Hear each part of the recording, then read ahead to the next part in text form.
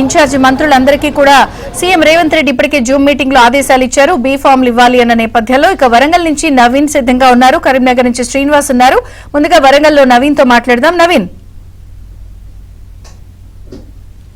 విజయ చంద్రిక, ఈ స్థానిక సంస్థల ఎన్నికల నేపథ్యంలో అధికార యంత్రాంగం అయితే అప్రమత్తమైంది.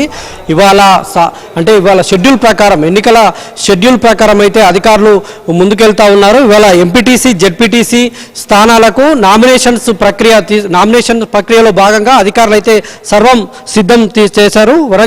ఉమ్మడి వరంగల్ జిల్లాలో మొత్తం 337 జెడ్పీటీసీ స్థానాలకు, తర్వాత 393 ఎంపీటీసీ స్థానాలకు తొలి విడతలో ఎన్నికలు జరిపేందుకు అధికార యంత్రాంగం అయితే సిద్ధమైంది. నేటి నుంచి నామినేషన్ల ప్రక్రియకు అధికార యంత్రాంగం ఏర్పాట్లు చేసినటువంటి పరిస్థితి.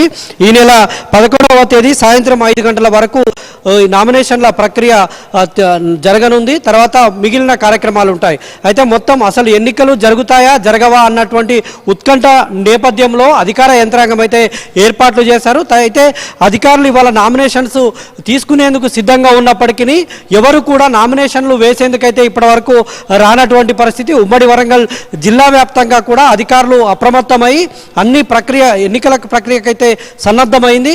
కానీ ఇటు కొంత ఉత్కంఠ నెలకొంది. ఎందుకంటే ఇవాళ హైకోర్టు తీర్పు ఉన్నటువంటి నేపథ్యంలో రిజర్వేషన్ల పైన ఏమైనా మారతాయా, లేదంటే ఎన్నికలు జరుగుతాయా జరగవా అన్నటువంటి ఉత్కంఠ ఇంకా కొనసాగుతున్నటువంటి నేపథ్యంలో నామినేషన్లు వేసేందుకైతే ఎవరైతే ముందుకు రానటువంటి పరిస్థితి ఉమ్మడి వరంగల్ జిల్లాలో కనిపించింది.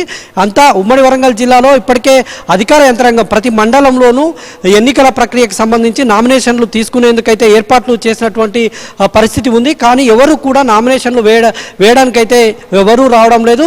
తర్వాత అధికారులు, జిల్లా స్థాయి అధికారులు, జిల్లా కలెక్టర్ కావచ్చు, తర్వాత మండల స్థాయి అధికారులు కావచ్చు, వీళ్ళంతా కూడా ఏర్పాట్లలో మునిగి తేలారు. ఇటు పోలీసులు కూడా భద్రతను పర్యవేక్షిస్తూ ఉన్నారు. కానీ నామినేషన్లు వేసేందుకైతే ఎవరు ముందుకు రానటువంటి పరిస్థితి ఉంది. ఆశావాహుల్లో ఇంకా ఒక రకమైనటువంటి టెన్షన్ అయితే కొనసాగుతుంది. అసలు ఎన్నికలు ఉంటాయా లేదా, హైకోర్టు ఏం చెప్తుంది, హైకోర్టుకు అడిగినటువంటి ప్రశ్నలకు ప్రభుత్వం సమాధానం చెప్తుందా ఏంటా అనేటువంటి ఒక చర్చ అయితే ఇంకా కొనసాగుతూ ఉంది.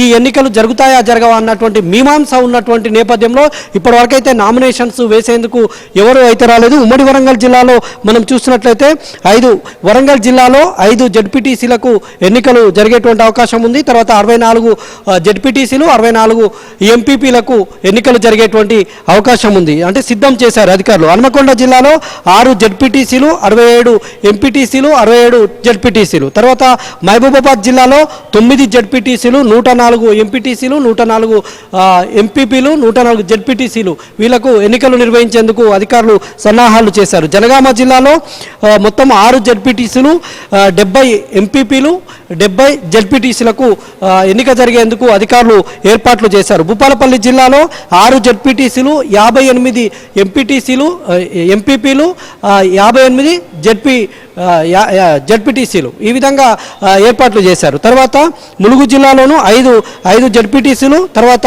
5 ఎంపీపీలు, 5 ఎంపీపీ స్థానాలకైతే నోటిఫికేషన్ విడుదల చేసినటువంటి పరిస్థితి ఉంది.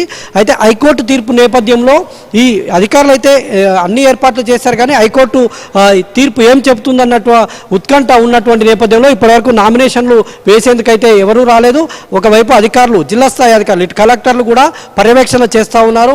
ఎన్నికల కేంద్రాల్లో వరంగల్ కలెక్టర్ సత్యసారాదేవి కొంతసేపు క్రితమే ఇటు సంగెం మండలంలో పర్యవేక్షణ కోసం వెళ్లారు. ఇటు హన్మకొండ కలెక్టర్ స్నేహ శబరీష్ కూడా ఇక్కడ ఉండి హన్మకొండ కలెక్టరేట్లోనే ఉన్నారు. ప్రస్తుతం వారు ఇక్కడ ఉండి మానిటరింగ్ చేస్తూ ఉన్నారు. ఆయా కలెక్టరేట్లో కలెక్టర్లు ఉండి ఎన్నికల ప్రక్రియను మానిటరింగ్ చేస్తున్నటువంటి పరిస్థితి కనిపిస్తుంది. కానీ ఇప్పటి వరకు ఉమ్మడి వరంగల్ జిల్లాలో ఎక్కడ కూడా నామినేషన్ అయితే ఒక్కటి కూడా దాఖలు కానటువంటి పరిస్థితి ఉంది. అక్కడ ఏదైతే నామినేషన్ స్వీకరణ చేసేటువంటి ఎంపీడీఓ కార్యాలయాలు, ఎంఆర్ఓ కార్యాలయాలు, తహసీల్దార్ కార్యాలయాల్లో అధికారులు అయితే ఖాళీగా కూర్చున్నటువంటి దృశ్యాలే, రిటర్నింగ్ ఆఫీసర్స్ ఖాళీగా కూర్చున్నటువంటి దృశ్యాలే దర్శనమిస్తున్నాయి.